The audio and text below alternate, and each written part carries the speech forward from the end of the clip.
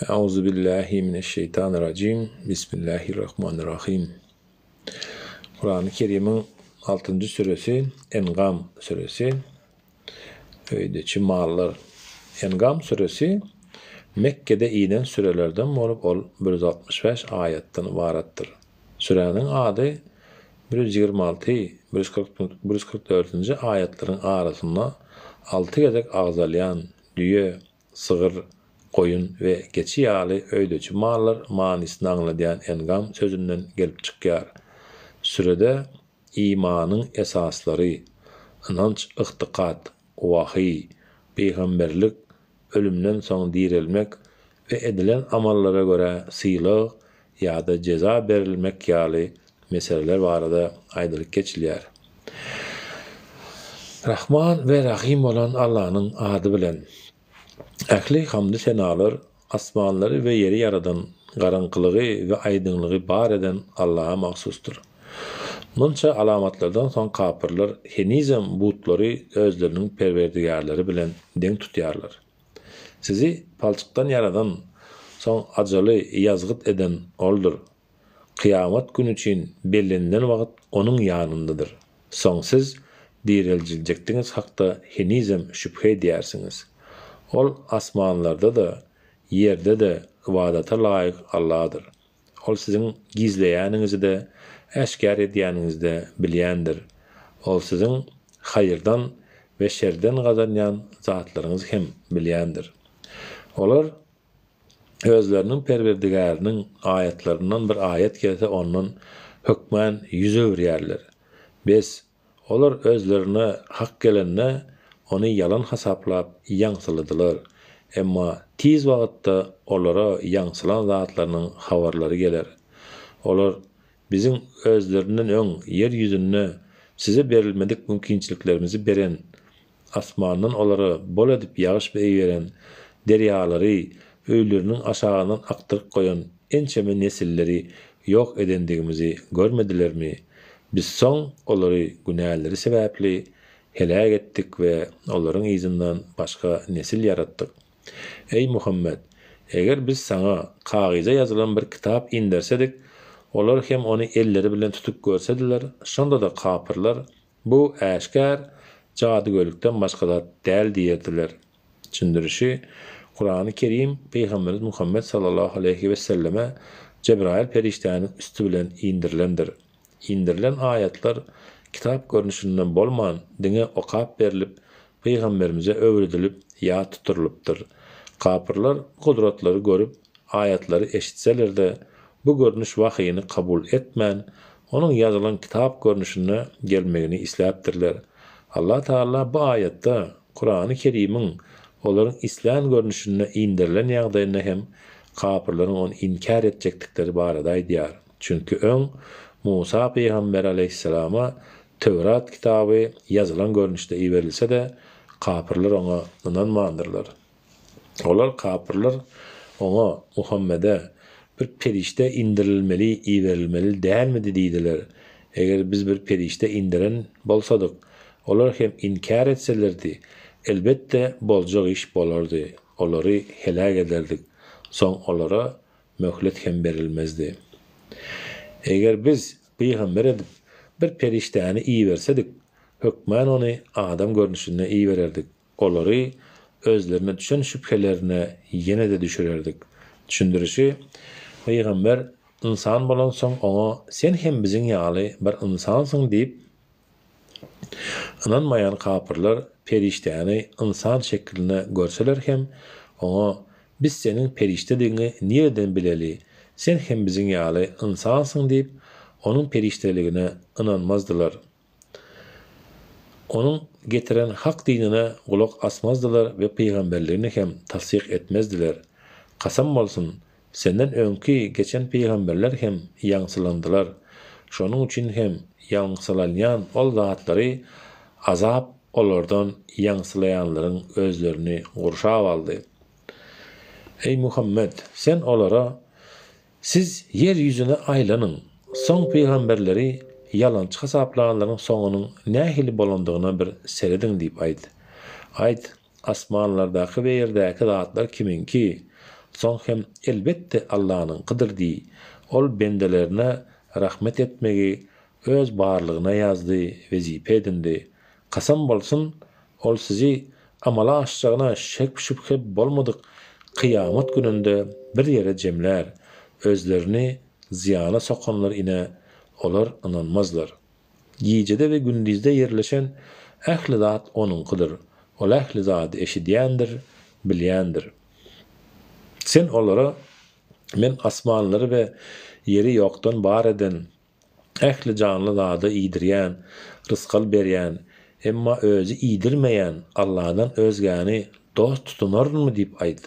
Soň ýene maňa Allah'a boyun bolýanlaryň ilkinçisi bolmagym emredildi we hergiz Allah şärik goşýanlardan bolma diýip buyruk edildi diýip aýdy. Ey Muhammed, sen olara men Perwerdigarime asy bolsam, uly günüň kıyamatyň azabyndan gorkýaryn diýip aýdy. Kim ol günne ondan azapdan sowulsa, bes Allah ona rehim edendir. Bu äşkär üstünlükdir. Eger Allah sana bir ziyan, bela yetirse, onu özünden başka açıcı, depetjek ýokdur. Eger Allah sana bir peýda getirse, bilip goýun, onun ähli zada güýji ýetýändir. Ol bendelerine hüküm etmekde ähli ihtiyara ve güýje eýedir. Ol hikmet eýesidir, ähli zatdan habardardır. Sen olara şaýatlyk taýdan iň üstün zat näme diýi? Soň aýt, meniň bilen siziň araňyzda Allah şaýatdyr. Bu Kur'an maňa size we ýetişip bilen hemmelere ähli insanlara duýdurmagym üçin iýerildi. Siz hakykatdan hem Allah'ın ýanyny bilen başga hudaýlaryň barlygyna şaýatlyk edýärsiňizmi? Soň ýene de men maňa hiç hili şaýatlyk etmerindi. Soň olara ol ýeketäk Allah'dır. Taqiq men siziň şärik goşýan zatlaryňyzdan daşdyryn diýip aýdy. Düşündirişi, bir gün Mekkäniň kapyrlary Peýgamberimiz sallallahu aleyhi we sellem ýanyna gelip, ey Muhammed, biz senin peýgamberligini tasdiklayan hiç kimi bilmeýäris.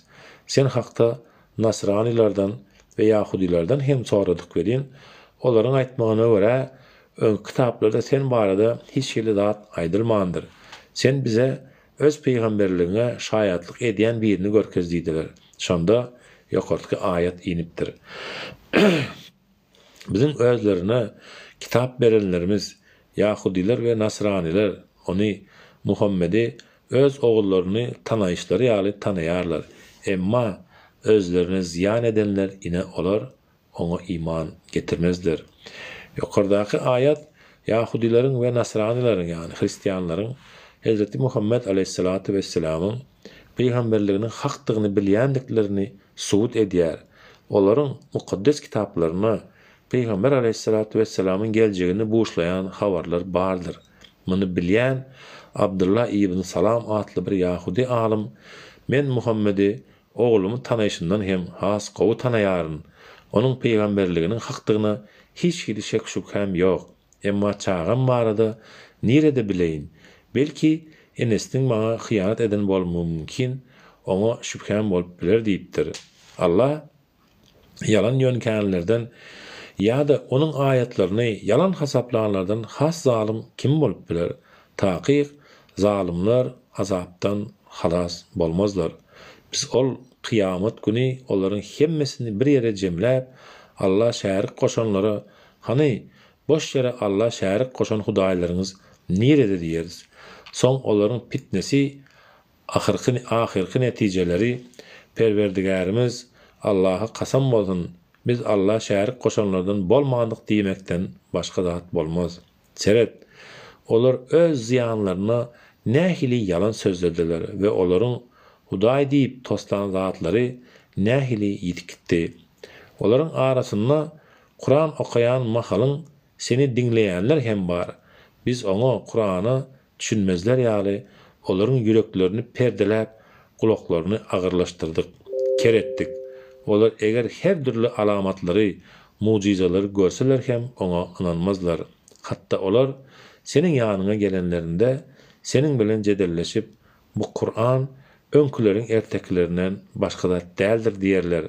Düşündirişi İbn Abbas'tan rivayet edilmegine göre Ebu Süfyan, Velid ibn Mughira ve Nadir ibn Haris dağılar Peygamberimiz aleyhissalatu vesselam Kur'an okap otirka gelip dinlemäge durupdurlar. Soň olar Nadir'a yüzlenip Muhammed näme diýär diýip soraganlaryna ol meniň size dürli ertekler aýtyp berişim ýaly ol hem öten geçenleriň hekayalaryny aýdýar diýipdir. Soňda Allah Taala ýokardaky aýaty indiripdir. Olar insanlary Kur'andan sowýarlar hemde özleri ondan daşlaşýarlar. Emma olar diňe özlerini helak edýärler. Ýöne olar bu hakykaty duýmaýarlar. Sen olaryň oduň, dowzakyň öňünde durup, käşke biz ýene-de bir gezek dünýä gaýtarylyp getirilsedik, Perwerdigarymyzyň aýatlaryny inkar etmesedik we müminlerden bolsadyk diýenlerini bir görsediň. Ýok. Öňden bäri olar muny öňden bäri gizläp gelen etmişleri äşkär bolan soň yüzlerini urulan soň aýdýarlar. Eger olar dünýä täzeden gaýtarylyp getirilseler-de hükmen gadagan edilen zatlara elbetliklere ýene-de dönerdiler. Taqiq olar yalançydyrlar. Olar bizim dünýä ýaşaýşymyzdan başga ýaşaýyş ýokdur. Biz gaýtadan dirildilmeriz diýdiler. Sen olary özleriniň Perwerdigarynyň öňünde duran wagtlary bir görsediň. Allah olara bu diriliş hakykat däl ekenmi diýenne olar Perwerdigarymyza kasam bolsun. Elbette bu hakykat eken diýerler. Allah ine indi inkar edenliği sebäpli azaby dadyň diýer. Allah gowuşmagy yalan hasaplanlar hakykatdan da uly ziyan çekendirler. Kıyamet çagydy olaryň üstlerinden duýdansyz iňende olar günah ýüklerini arkalarına alyp dünýäde haýyrly işleri etmekden izde galandygymyz üçin haýp bize diýerler. Ägä bolan olaryň göterýän zady ýükleri nähili erwetdir. Bu dünýä ýaşaýyşy diňe az wagtlyk oýundur we güýmenjedir. Ahiret ýurdu bolsa elbetlikden saklananlar üçin has haýyrlydyr. Siz henizem pikirlenjek dälmisiniz? Biz olaryň aýdýan zatlarynyň seni gynandyrýandygyny elbette ören gowy bilýäris. Taqiq olar seniň özüňi yalançy hasaplamaýarlar. Emma ol zalimler Allah'ın ayetlerini inkar edýärler. Düşündirişi rivayet edilmegine göre Haris ibn Amr atly bir Kureyşli Peygamberimizin ýanyna gelip, "Ey Muhammed, biz seni yalançy hasaplar ýaly şu wagtda çelli yalan sözlerini eşitmedik. Ýöne eger sana uýsak, bizi bu ýurdumyzdan gowyp çykararlar" diýen soň bu ayet inipdir. Kasam bolsun, senden öňki peýgamberler hem yalançy hasaplandylar. Olar ta özlerini bizim kömegimiz gelýänçe inkar etmelere ve eziyetlere sabır ettiler. Allah'ın sözlerini üýtgedip biljek hiç kim ýokdur. Kasam bolsun, sana öňki peýgamberleriň käbir habarlary hem geldi. Eger olaryň yüz öwürmekleri sana agyr deýän bolsa, sen hem sabır edip bilmeseň, onda yerden bir deşik açyp ýa-da asmana baskançak kurup olara alamat, mucize görkezmekçi bolsaň görkez. Eger Allah istesedi, olary dogry ýolda jemlerdi. Bes sen bi sabır bolup, hiç kaçan Allah'ın hikmetini bilmeyen nadanlardan bolma. Diňe kabul etmek üçin kulak asanlar bu çakılığa cevap bererler. Ölüler ýaly hiç saat eşitmeyen kapırları bolsa, Allah soň diýerler, soň olar oňa gaýdyp getirirler. Kapırlar oňa Muhammed aleyhissalatu vesselama Perwerdigariňden bir mucize indirilse diýdiler. Sen olara taqiq Allah'ın olaryň isleýişi ýaly mucize indirmäne güýji ýetýändir diýip, emma olaryň köpsi mucize inen soň inkar etseler, başlaryna geljek belany bilmeýärler. Yer ýüzünde ýöreýän her bir jandar, asmanyň iki ganatyny kakyp uçýan her bir guş hem edil sizin ýaly bir ummatdyr. Öz dünýäleri bardyr. Biz ol kitapda, Lawh-y Mahfuzda yazılmayan galan hiç saat koymadık. Sonra hemmeler Perwerdigarnyň huzuruna jemlenenler. Düşündirişi Lawh-y Mahfuz goralyan taxta manisinde bolup Allah tarapyndan ähli zatlaryň ýazgydy ýazylan arşdaky mukaddes kitapdyr. Allah'ın katındaky kitapdyr. Bizim ayetlerimizi yalan hasaplanlar tümlük içinde kalan kerler ve lallardır. Allah islanını azaştırar, islanını de doğru yola salar. Ey Muhammed! Sen olara ayt. Hanmaňa aydın. Eger de size Allah'ın azabı gelse ya da kıyamet saýady gelip yetse Allah'dan özgäni çağırarsınızmı? Eger buutlaryňyz size kömek berýändigini aýtmakda dogruçul bolsaňyz çağırın olar. Ýok, tersine siz buutlara däl de diňe oňa Allah'a ýalbararsınız. Ol hem islese halas bolmak üçin çağıran zadyňyzy belany dep eder ve siz Allah'a goşan şärikleriňizi unudarsyňyz. Kasam bolsun, biz sizden öňkü ümmetlere hem ilçileri ýiberdik. İlçilerimizi inkar edendikleri sebäpli bize ýalbaryp ýakarmaklary üçin olary horluklar, mätäçlik we hassalyk ýaly kynçylyklar bilen jazalandyrdyk. Onlar hiç bolmanyna biziň belamyz, azabymyz gelenine ýalbarsadylar, olar şonu hem etmediler. Sebäbi olaryň yürekleri gatapdyr. Şeytan hem olaryň edýän erbet işlerini özlerine gözel etip görkezdi. Olar özlerine berilen öwütleri unudansaňlar, olara iyi veren kynçylyklarymyzy aýryp, öňlerine hemme zadyň, zowky sapanyň we nygmatlaryň kapylaryny açdyk. Olar özlerine berilen zatlar, ol nygmatlar bilen şat bolan wagtlary olary duýdansyz tutdyk. Olar hem ähli haýyrlardan umytlaryny ýitirdiler. Zulüm edýän kowmyň izi kökü kesildi. Ähli hamdy senalar älemleriň perwerdigäri Allah'a mahsusdur. Ey Muhammed, aýt, hani aýdyň, eger Allah gulaklaryňyzy ker, gözlerinizi ker edip alsa, gözlerinizi kör edip alsa, we ýüreklerinize möhür ursa, Allah'dan başga ony ýene gaýdyp berjek Allah Hudaý kimdir? Seret, biz olara Allah'ın ýeketäkligini suud edýän aýatlary nähil beýan edýäris. Soň olar bu ayetlerden hem yüz övrerler. Sen aýt, siz hani aýdyň, özüňizi gördüňizmi?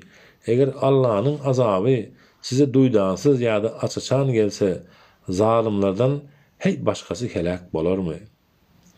Biz peýgamberleri diňe möminleri cennet bilen boşlaýjylar ve kapırlara azap bilen duýdurujylar edip berýäris. Biz kim iman getirip özünü düzetse, olara korku howp ýokdur ve olar gamgyn hem bolmazlar.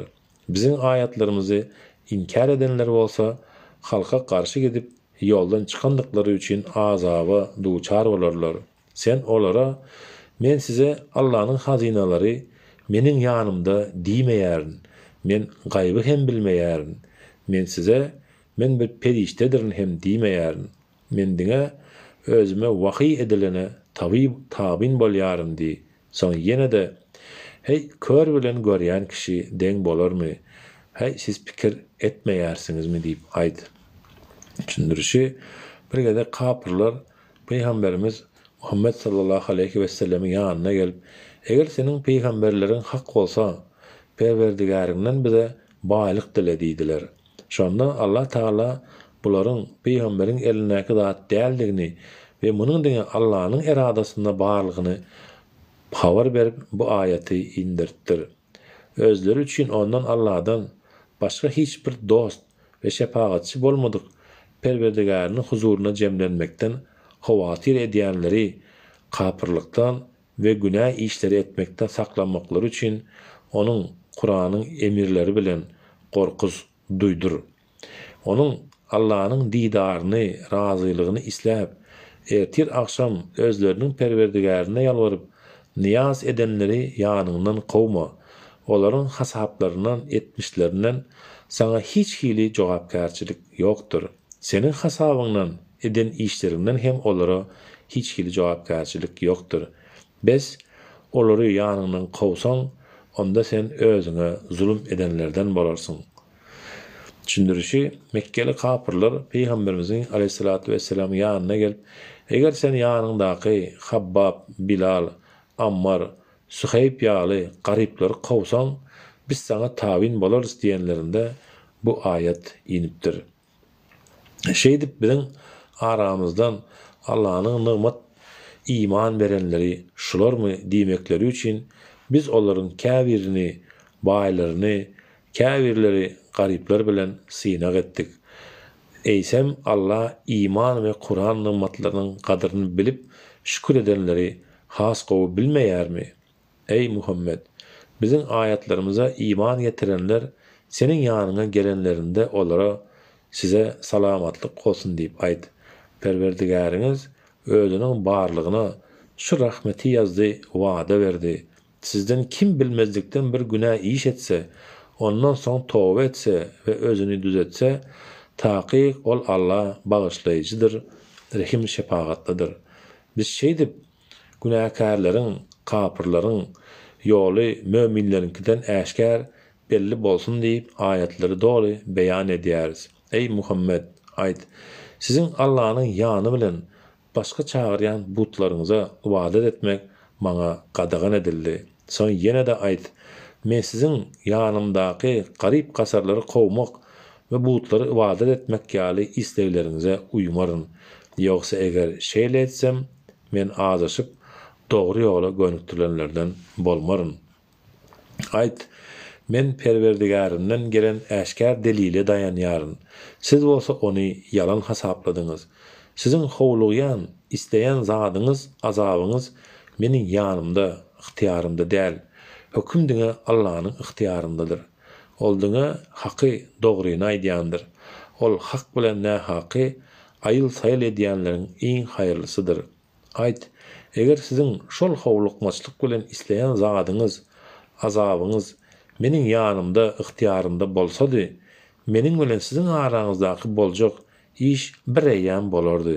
Siz helak bolardyňyz. Allah zalimleri has gowy bilýändir. Gaýp älemiň açarlary onuň Allah'ın ýanyndadyr. Olary bir özünden başga hiç kim bilmez. Ol gury ýerdäki we deňizlerdäki ähli zady bilýändir. Ol ýere gaçan her bir ýapragy hem bilýändir. Ol ýeriň tümlüklerine ýatan bir dänäni, öl bolsun, gury bolsun, tapawdy ýok, näme bar bolsa, olaryň hemmesini hökmen bilýändir. Olaryň hemmesi Loh-u Mahfuzda, äşkär kitapda ýazylandyr. Gijelerine janyňyzy alýanam, ukladýanam, gündizine näme edýändiňizi bilýänem, bellenlen wagtyňyzyň, ömrüňiziň dolmagy üçin onda gündiz sizi direldýänem, oýandyrýanam oldur. Siz ölümden soň direlip, oňa dolanyp bararsyňyz. Ol siziň eden işleriňizi size doly habar berer. Ol bendelerine höküm etmekde ähli ihtiýara we güýje eýedir. Ol size amallaryňyzy ýazýan we sizi goraýan perişteleri berýär.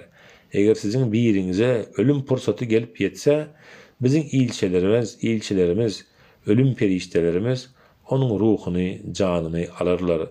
Olar özlerine tapşyrylan wezipede kemçilik goýbermezler. Hiç kimin ajalyny ýekaje salym hem ýyja goýmazlar. Soň kıyamet güni olar ruhlary alınan bendeler hakyky hossarlaryna Allah gaýdyp getirirler. Äge bolun, höküm diňe onunkydyr we ol hasap soraýanlaryň iň çakkanydyr. Ey Muhammed, aýt, siz ýolagçylykda ýeriň we deniziň tümlüklerine, kynçylyklaryna düşüp, eger bizi mundan halas etse, hökmen şükür edenlerden bolarys diýip, onu gizlin ve äşkär çağıryan mahalyňyzy sizi Allah'dan başka kim halas eder? Aýt, siz ondan ve her türlü gaýgy gamdan elbette diňe Allah halas eder. Soň siz ýene de Allah'a şärik goşýarsyňyz. Aýt, onuň Allah'ın sizin üstüňizden asmandan ýa-da aýaklaryňyzyň aşagyndan, zeminden azap iýermäge ýa-da sizi topar edip bir-biriňize ziyan ýetirip eziyetlerinizi bir-birinize dağdırmağa gücü etýändir. Seret, olar düşünsünler diýip, biz Allah'ın kudretini görkezýän ayatlarımızı nähili beýan edýäris. Senin kowmyň hak bolsa da onu Kur'any yalan hasaplady. Aýt, Men size vekil, jogapkar däldirin. Kur'an'da beýan edilen her bir habarın amala aşyk belli bir wagty bardyr. Siz tiz wagtda bular amala aşanda hakikaty bilersiňiz. Sen bilen ayatlarymyz hakda dil ýetirip gumra bolup oturanlary görseň, ta ondan başka gepe girişýänçeler olardan yüz öwür. Eger şeytan muny sana unuttursa, ýadyňa düşen badyňa ol zalimler topary bilen oturma. Takwa kişilere olaryň kapyrlaryň hasaby edýän zatlary üçin hiç zat jogapkärçilik ýokdur. Ýöne olaryň çekinmekleri üçin musulmanlar olara Allah'ın ayatlarynyň üstünden gülmeli däldigini ýatlatmalydyrlar. Hormat koymagyň deregine dinlerini oyuna we güýmence öwren we bu pany dünýä ýaşaýyşyna aldanan kişileri terk et. Her kim eden etmişi günäleri sebäpli özüni helakçylyga salmaz ýaly sen diňe onuň Kur'an bilen wagyz et. Çünki ona Allah'dan başka dost da şefaatçı da ýokdur. Ol özüni azapdan halas etmek üçin her türlü fidye berse de ol fidye ondan kabul edilmez. Olar eden etmişleri sebäpli helakçylyga, azaba sezewar bolanlardır. Kapır bolandykları üçin olara dowzakda içer ýaly gaýnak suw we jebir jepaly azap bardyr. Ey Muhammed, aýt, biz inni Allah'dan başka bize hiç gelip peydasy bolmadyk ýa-da ziyan hem berip bilmeýän zatlary butlar çağıralyňmy? Allah bizi dogry ýola gönükdirenden soň şeytanlaryň adaşdyryp çölde sergezdan bolup aýlandyrmak isleýän ýoldaşlarynyň bolsa biziň ýanymyza gel diýip dogry ýola çağırýan ankarlayan kişi ýaly ökçelerimizin üstünde İslam'dan ýyzymuza köp hudaýlyga öwürleliňmi? Ýene de aýt, Allah'ın gönükdiren ýoly hakyky dogry ýoldur. Bize alemleriň perwerdigarine boyun bolmak emir edildi. Bize namazy berja edin we ondan Allah'dan gorkun diýip emir edildi. Sizin hemmäňiziň soňky jemlenmek ýeriňiz onuň Allah'ın huzurudur. Ol Allah asmanlary we ýeri hak we hikmet bilen yaradandyr. Ol hak sözü bolan bol diýen güni hemme zat peýda bolar. Sura üflenjek günde mülk hökmürawanlyk hem onkudur. Ol gizlin we eşkär ähli zady bilýändir. Ol hikmet eýesidir, ähli zatdan habardardyr. Bir wagtlar İbrahim aleyhisselam atasy Azer'e yüzlenip, sen käbir butlary Hudaý hasaplaýarsyňmy? Taqiq, men seni we senin kowmuňy äşkär adaşmagyň içinde görýärim diýipdi. Biz şeýdip Allah anyk inanýanlardan bolmak üçin İbrahim'a Allah'ın asmanlardaky we ýerdäki melekutyny ýa-ni hökümdarlygyny görkezendiriz. Ony İbrahim'i giýje tümlügi örtenne ol bir ýyldyzy görüp kowmuna ýüzlenip, sizin pikiriňize göre bu meniň perwerdigarim diýdi. Ol ýıldız batan soň men batýanlary, üýtgäp duranlary halamaýarym diýdi. İbrahim doğup gelýän aýy görenne sizin pikiriňize göre bu meniň perwerdigarim diýdi. Ol hem batan soň eger perwerdigarim maňa dogry ýoly görkezmese men hökmän adaşanlardan bolarym diýdi. Soň doğup gelýän güni görende eger sizden sorasam bu meniň perwerdigarim, sebäbi bu has olarak diýdi. Ol hem ýaşan soň ey kowmum, taqiq men sizin Allah şärik goşýan zatlaryňyzdan daşdyryn. Taqiq men ýüzümi hanif, hak dinli bolup asmanlary we ýeri ýardan Allah'a öwürdim. Men Allah şärik goşýanlardan däldirin diýdi. Kowmy onun bilen davalaşmaga başlady. Ol olara siz meni dogry ýola gönükdiren Allah'ın birligi hakda meniň bilen jedel edýärsiňizmi? Men sizin oňa şärik goşýan zatlaryňyzdan gorkmaýaryn. Perwerdigarim näme istese şol hem bolar. Perwerdigarim ilmi bilen ähli zady gurşap alandyr. Hey pikir etmeýärsiňizmi? Siz Allah'ın özüňize hiç bir delil indirmedik zadyny oňa şärik goşmakdan gorkmaýarsaňyz men nädip hakikaty bilip durkam, sizin ona şärik goşan zatlaryňyzdan gorkaýyn. Eger bilýän bolsaňyz, hany aýdyň, bu iki toparyň haýsysy hopsuzlyga, azapdan halas bolmaga has laýykdyr diýdi. İman getirip, öz imanlaryna hiç ýeri zulüm, şäriklik gatışdyrmadyklar ine olar howpdan aman bolarlar we olar dogry ýoldadyrlar. Ine bular Ibrahima kowmuna garşy durmak üçin beren anyk delillerimizdir. Biz İslamymyzyň derejelerini, mertebesini arttyrarys. Taky seniň Perwerdigäriň hikmet eýesidir. Ähli zady bilýändir.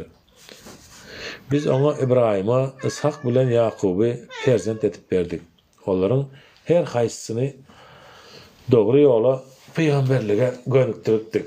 Nuhy hem dogry ýola gönükdirdik we onuň zürriýatyndan Dawudy, Süleýmany, Eýýuby, Yusuby, Musany hem de Haruny hem dogry ýola gönükdirdik.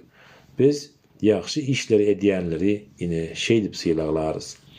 Zekeriýany, Ýahýany, İsany we İlyasy hem dogry ýola gönükdirdik. Olaryň hemmesi de salih bendelerdi. İsmaili, Elyasary, Yunusy we Luty hem dogry ýola gönükdirdik. Olar öz ýaşan döwürlerine älim jahany peýgamberlik berip üstün etdik.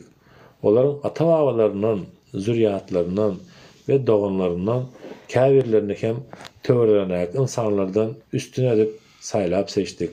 Hem de dogry ýola gönükdirdik. Ine bu ýol Allahyň dogry ýoludyr.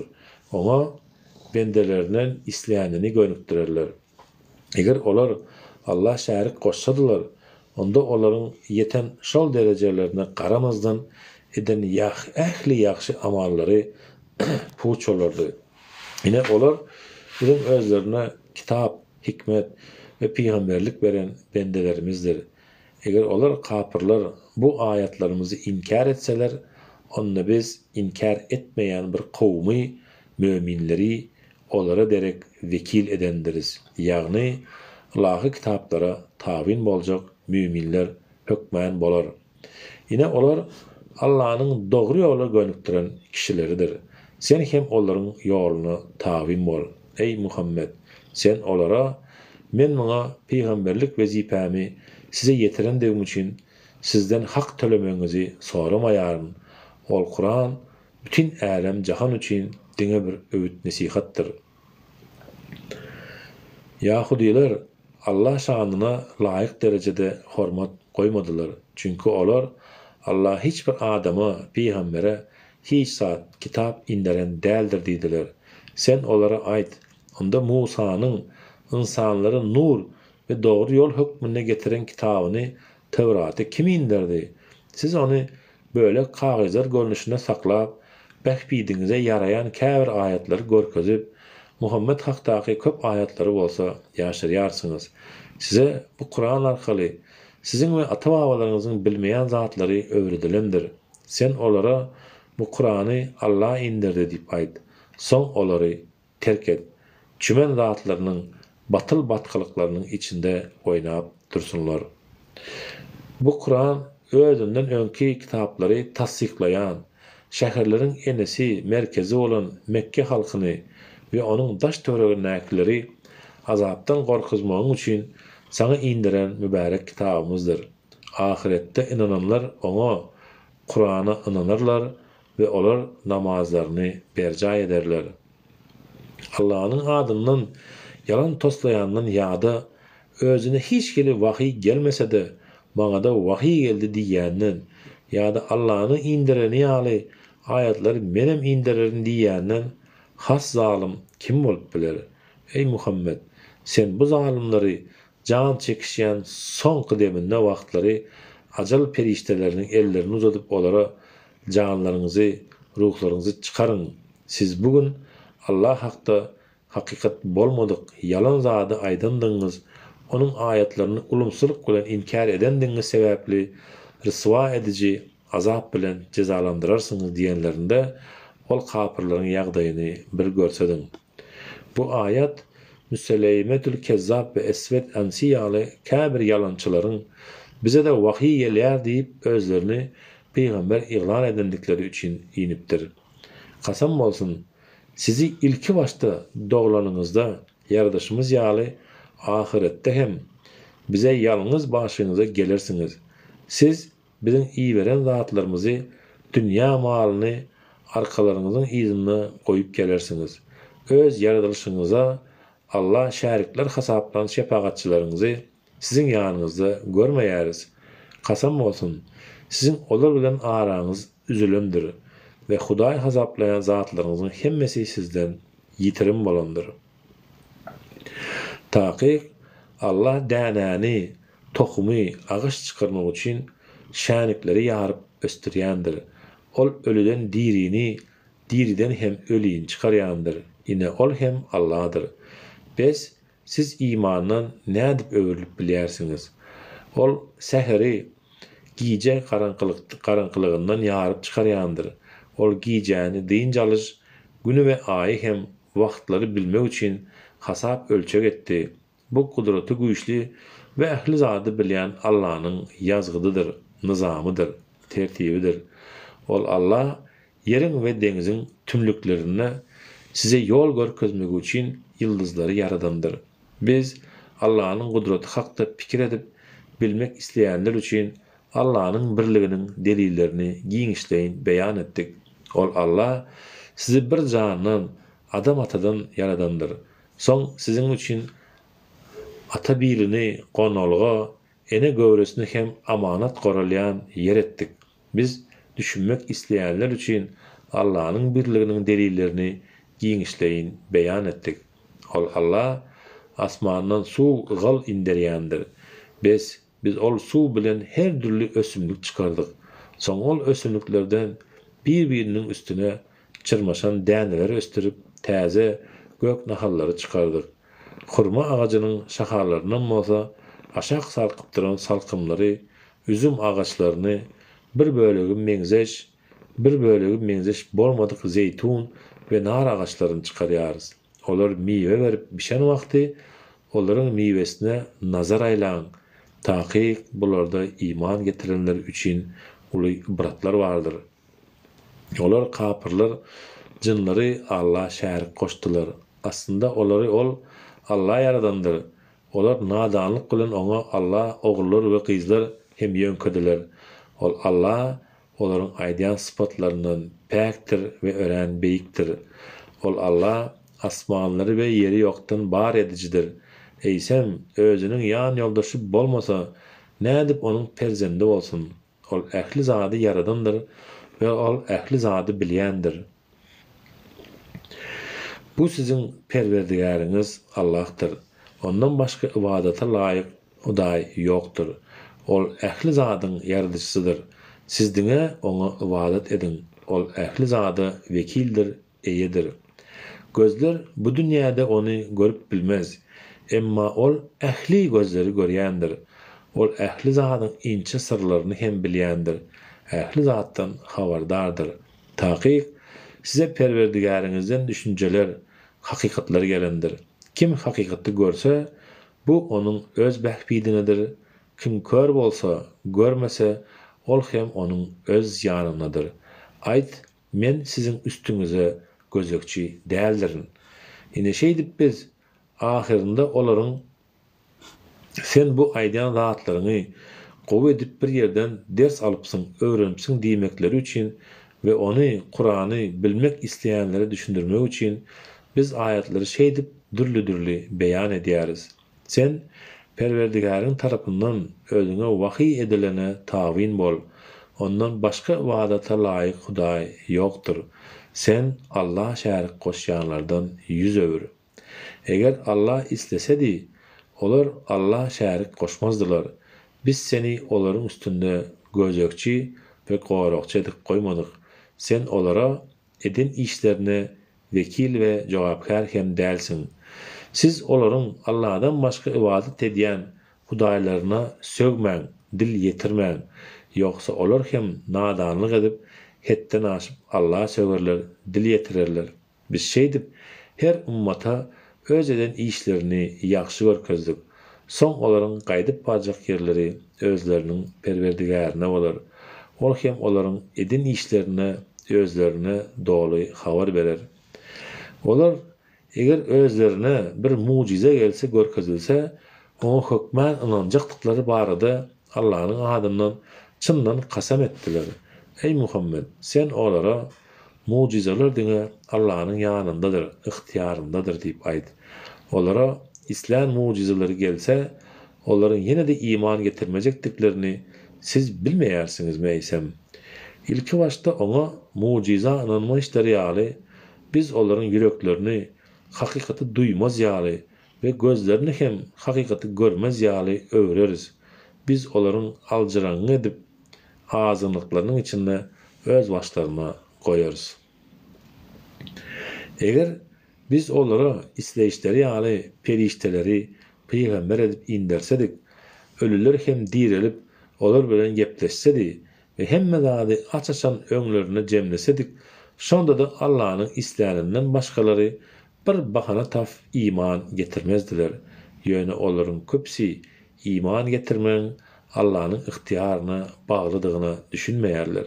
Neşe edip biz her bir peýgambere insan ve jin şeytanlaryny düşman etdik. Olar aldamak üçin biri-birlerine bezelen yalan sözleri ýetirýärler. Eger Perwerdigary islesedi, muny hem edip bilmezdiler. Sen olary öz toslan yalanlary bilen ýalňyz goý.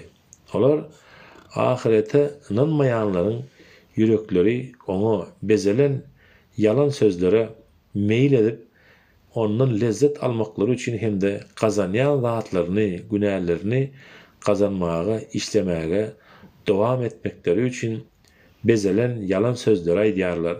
Ey Muhammed, aýt. Men Allah'dan başka emin gözlärmi?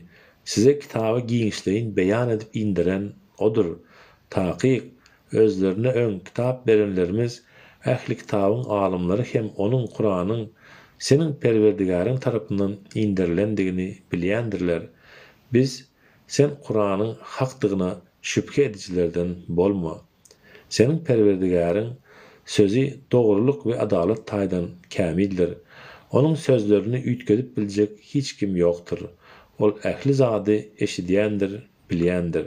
Eger sen ýerdäkilerin köpsine tabyn bolsaň, olar seni Allahyň ýolundan azaşdyrarlar. Olar gumandan başga zada uýmazlar. Olar diňe yalan sözlerler. Taqiq senin ol Perwerdigaryň öz ýolundan azaşany ören gowy bilýändir. Ol dogry ýoldakyları hem ören gowy bilýändir. Eger siz onun Allahyň ayatlaryna inanýan bolsaňyz, damagy çalynanda Allahyň ady aýdylan mallaryň etinden iýin. Eýsem, siz näme üçin damagy çalynanda Allahyň ady aýdylan mallaryň etinden iýmeýärsiňiz? Ol Allah size çykkansyz ýagdaýda galan wagtyňyz bi alaç iýmäge mejbur bolan zatlaryňyzdan başga size haram eden zatlaryny äşkär beýan edipdi. Taqiq gapyrlaryň köpsi öz nefsleriniň islegini uýup nadanlyklary sebäpli halky azaşdyrýarlar. Taqiq senin ol Perwerdigaryň hetden aşanlary ören gowy bilýändir. Siz günäniň äşkärini de gizliğini de taşlaň. Çünki kazananlar, günah kazananlar, kazanan o zatlary, günahları sebäpli hökmän ceza çekerler. Damagy çalynanda Allahyň aýdylmadyk malyň etinden iýmän. Çünki bu malyň etini iýmek pasyklykdyr. Allahyň ýolundan çykmakdyr. Taqiq şeytanlar sizin bilen söwüşmekleri üçin öz ýoldaşlaryna al hile bilen ters zatlary öwredýärler. Eger olara boyun bolsaňyz, taqiq siz hem Allah şärik goşanlardan bolarsyňyz. Ölü wagty direldip, insanlaryň arasynda gezmekleri üçin bir nur, iman beren kişimiz heýde tümlüklerde galyp, ondan çykyp bilmeýän kişi ýaly bolarmy? Ine şeýdip gapyrlara ideýän işleri ajaýyp edilip görkezildi. Şeýdip biz ähli ýerlerde hilegärlik ederleri ýaly özleriniň uly günäkärlerini baş tutan belledik. Emma olar dine özlerine hile edýärler, aldaýarlar we muny özleri hem aňmaýarlar. Kapırlar özlerine bir ayet gelip yetenne Allah'ın ilçilerine berilen peygamberlerin meňzeşi bize de berilýänçe sana hiç haçan iman getirmez istediler.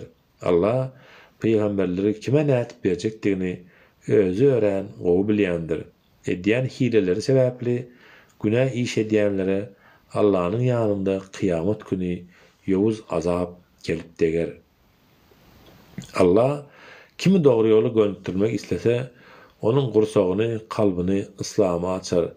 Kimi adlaşdyrmak istese hem, onun kynlyk bilen asmana çykmagy synaşýan kişiniň ýagdaýy ýaly. Gursogyny, kalbyny daryldyr. Ine şeýdip, Allah iman getirmeýänlere murdarlyk, ryswalyk berer. Bu, İslam ýoly Perwerdigäriň dogry ýoludyr.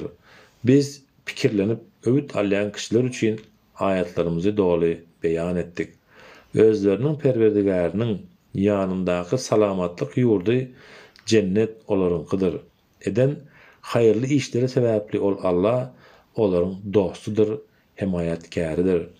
Allah olaryň insanlaryň we jinlaryň hemmesini huzuruna jemlejek gününde olara ey jin kawmy, insanlaryň köpsini özüňize tabyn edindiňiz diýer.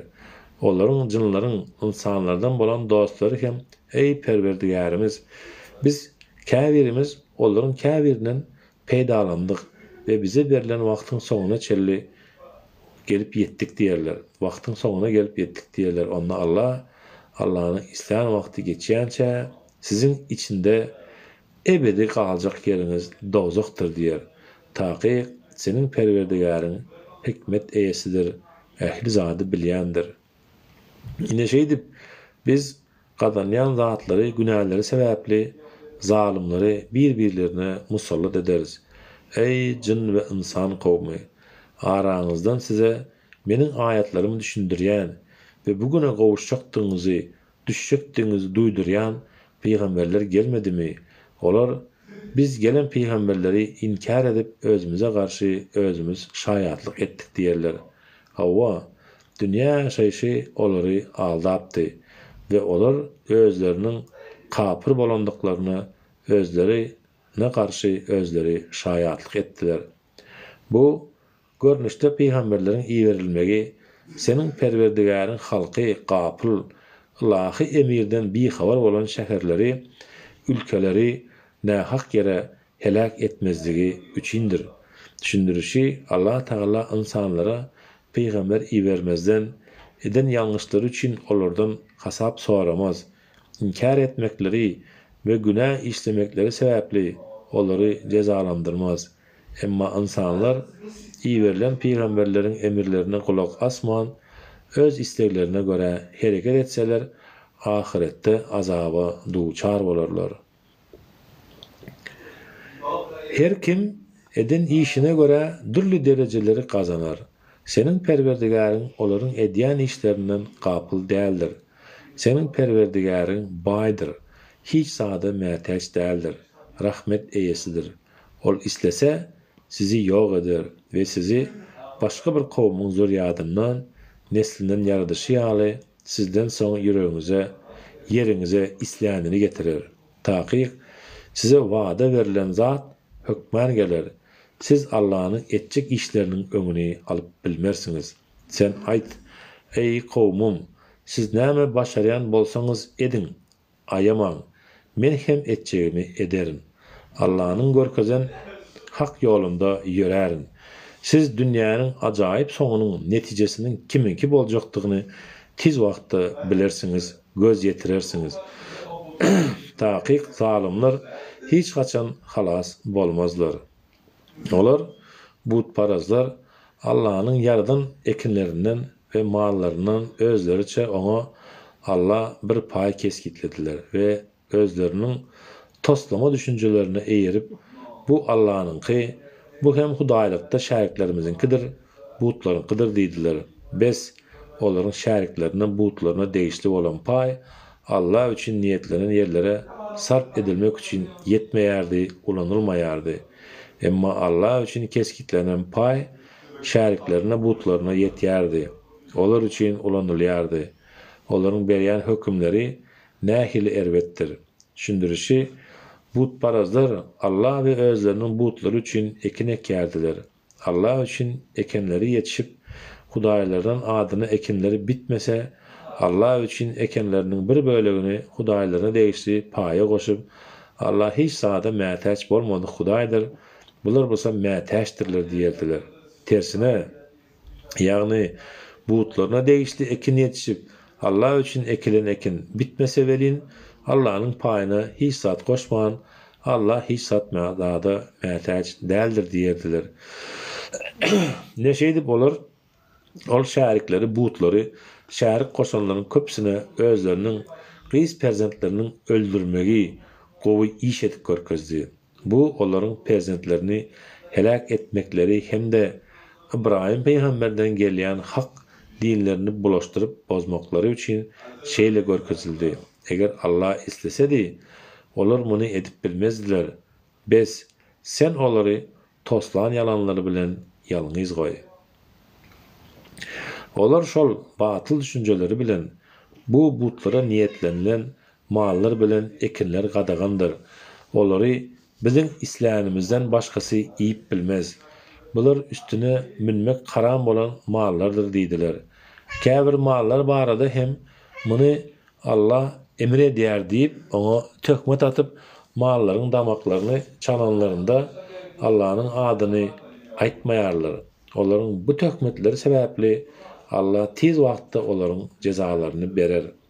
Olar ýene-de bu käbir mallaryň göwrüsindäki çağalary diňe erkeklerimiz üçin halaldyr, maşgalarymyza bolsa haramdyr. Eger çağı ölde bolsa, olar erkekler we aýallar munna deň derejede şärikdirler diýdiler. Ol Allah olaryň bu halal, haram diýip ýalňyş hökümleriniň jezasyny berer. Taqiq ol hikmet eýesidir, ähli zady bilýändir. Nadanlyk we düşünjesizlik zararly akmaklyk bilen çağalaryny öldürenler ve Allah'ın özlerine nesip edin rızkalyny Allah töhmet atyp haram hasaplanlar. Taqiq dolu ziyana uçradylar. Olar azaşdylar, dogry ýoly hem tapmadylar. Dalwarly dalwarsyz üzüm baglyklaryny, miweleri, dürlü bolan hurmalary we beýleki ekinleri, renki we tagymlary we tagymy bir-birine meňzeş we meňzeş bolmadyk zeytunlary we narlary yaradyp ýetişdiren odur. Olar miwe beren wagty miwelerinden iýin, hasyl ýynalan wagty höşürüni berin. Emma isrip etmäň. Taqiq ol isrip edemleri halamaz. Mallaryň hem käbiri yük taşayan, käbiriniň yükünden we çöpüründen geýim tikilip düşek dokalýan edip yaratdy. Allah'ın size beren rızkalından iýin, ýöne şeytanyň ädimleriniň izine düşmäň. Taqiq o sizin äşkär düşmanyňyzdyr. Allah goýundan 2, geçiden 2 edip 8 jübüt mal yaratdy. Sen olara aýt, Allah 2 erkegini haram etdimi ýa-da 2 urkoçusyny ýa-da 2 urkoçusy urkoçy malyň göwresindäkileri haram etdimi? Eger dogruçul bolsaňyz, bilime we tejribe daýanyp habar berin. Düşündirişi, İslamdan öňki nadanlyk döwrüniň araplary käte erkek, käte urkoçy haýwanlary, käte bularyň köşeklerini, gölelerini, guzularyny haram hasaplar ekenler. Kur'an-ı Kerim'in ayetlerine sanalyp geçilen 8 baş malyň halaldygyny bildirip, olaryň bu hereketleriniň ýalňyşdygy görkezilýär. Bu ýerde aýdylmak istenilýän zat şudur: hiç kim öz düşünjesine göre haýsydyr bir zady haram ýa-da halal edip bilmez. Bu hukuk diňe Allah'a degişlidir. Allah diýeden 2 sığırdan hem 2 jübüt yaratdy. Sen olara aýt, Allah 2 erkegini haram etdimi ýa-da 2 urkoçusyny ýa-da 2 urkoçy malyň göwresindäkileri haram etdimi? Ýa-da Allah size bu zatlary gadagan edýärkä siz şaýady bolduňyzmy?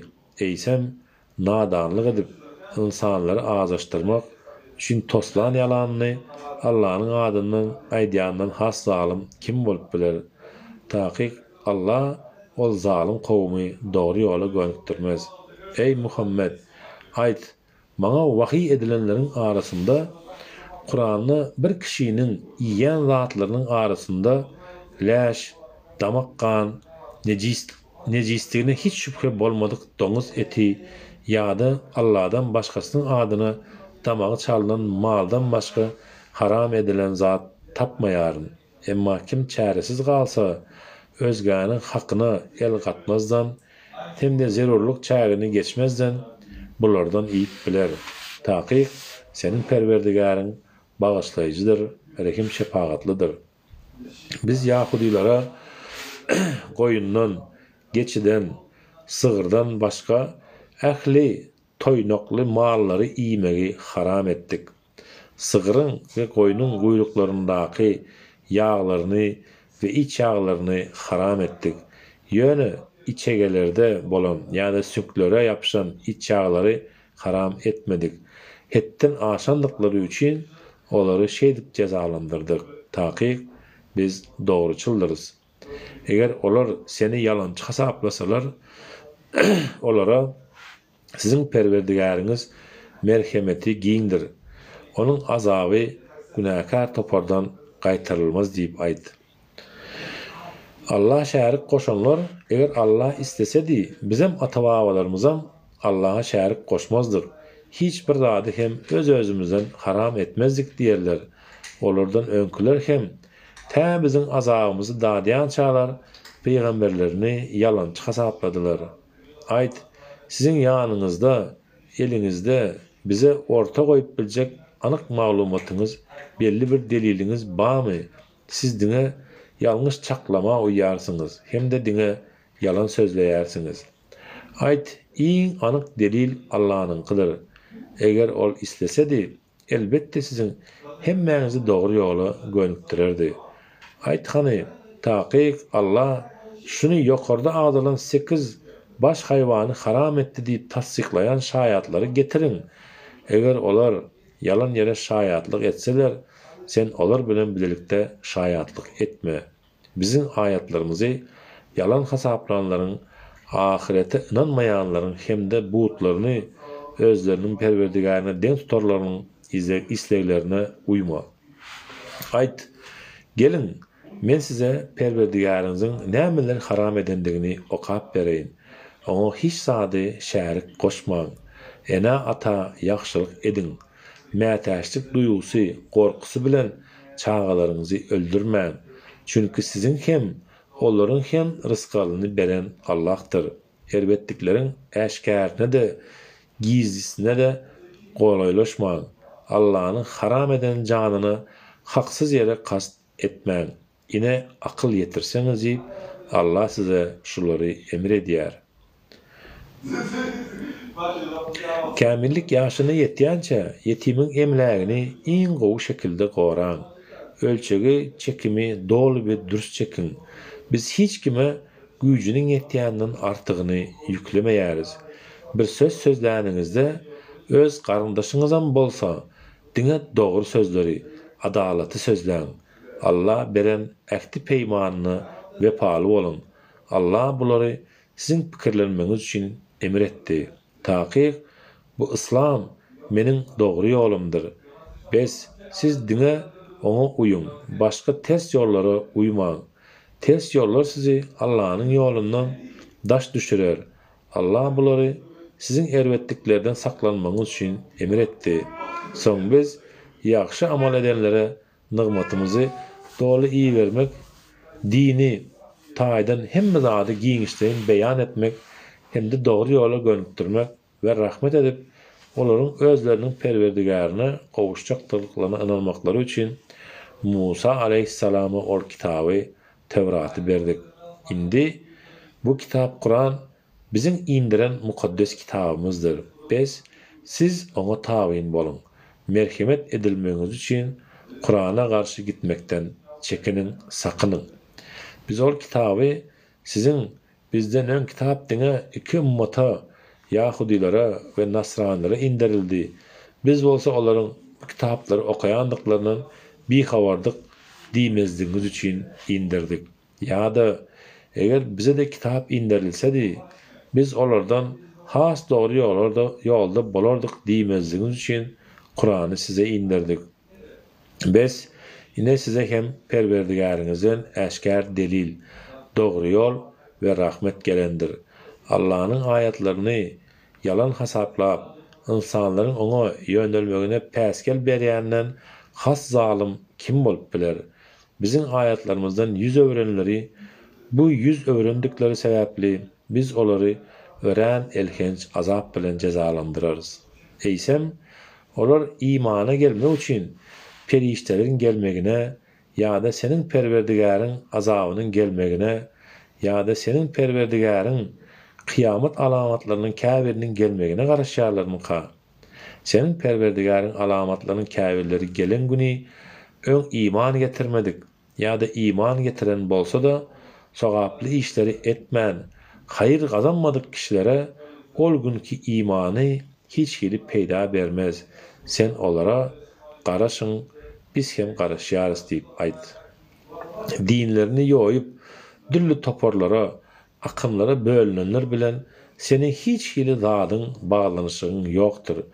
Olara ceza vermek işi Allah'a galandyr. Soň ol Allah olaryň eden işlerini özlerine doly habar berer. Kim Allah'ın ýanyna hayır iş bilen gelse, onu eden işinin o nestesi bardır. Kim erwetlik bilen gelse, diňe eden erwetligine barabar ceza görer. Olara hiç hili nähaklyk edilmez. Ey Muhammed, aýt, taqiq meniň Perwerdigarim meni dogry ýola, hanif bolan, haka ýönelen İbrahim'in milletine, dinine getirdi. Ol İbrahim, Allah şärik koşanlardan hiç kaçan bolmandy.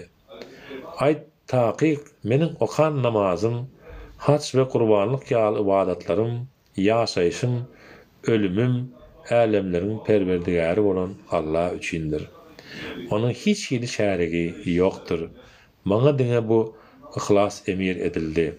Ona bu ummatdan ilkinji musulman bolan mendirim. Aýt, ol Allah hemme zadyň Perwerdigary-ka. Eýsem, men ondan başga Perwerdigar gözläýänmi? Her kimiň gazan zady diňe özüne degişlidir. Hiç bir günäkär başga biriniň ýüküni, günäsini götermez. Wahy elhamdülillah. Hiç bir günäkär başga biriniň ýüküni, günäsini götermez, çekmez. Soňunda hemmäňiz Perwerdigaryňyzyň huzuruny jemlenersiniz. Biz, ol Allah, size düşen çaprazlygyňyzy, hakikatyny doly habar berer. Sizi yer ýüzünde halipalary, orun tutarlary edip yaradan, synak etmek üçin size nygmat berip, size bir-biriňizden üstün dereceler beren hem oldur. Taqiq senin Perwerdigaryň azaby tiz amala aşýandyr. Taqiq ol Allah bağışlayıcıdır, rahim şefaatlidir. Sadakallahul azim. Elhamdülillah. Allah razı olsun dinleyenlerden.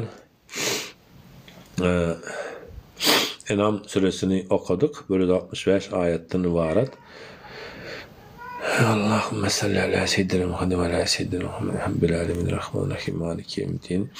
İyyâke na'budu ve iyyâke nestaîn ihdinas sıratal mustakîm sıratal lezîne en'amte aleyhim gayril mağdûbi aleyhim velezzâllîn. Amin. Yaradan Rabbim Kur'an ayetleri hurmatına dualarımız kabul eyle. Bizleri ümmeti Muhammed'den, hakiki müminlerden, sırat-ı müstakim üzere olanlardan eyle. Huzuruna çıkanımızda bendem günahlarını bağışladım. Yer cennetime diyen bendelerinden eyle. Halkımıza iman, azı birlik, cevizlik bilen birlikte şeriatını, adaletini ver. Amin. Ya Rabbil alemin. Rahmetike erhamar rahimin. Bizi zalimlerden eyleme. Sağ olun ezilleşler. Allah'a emanetsiniz. Özünüze kavuşlar edin.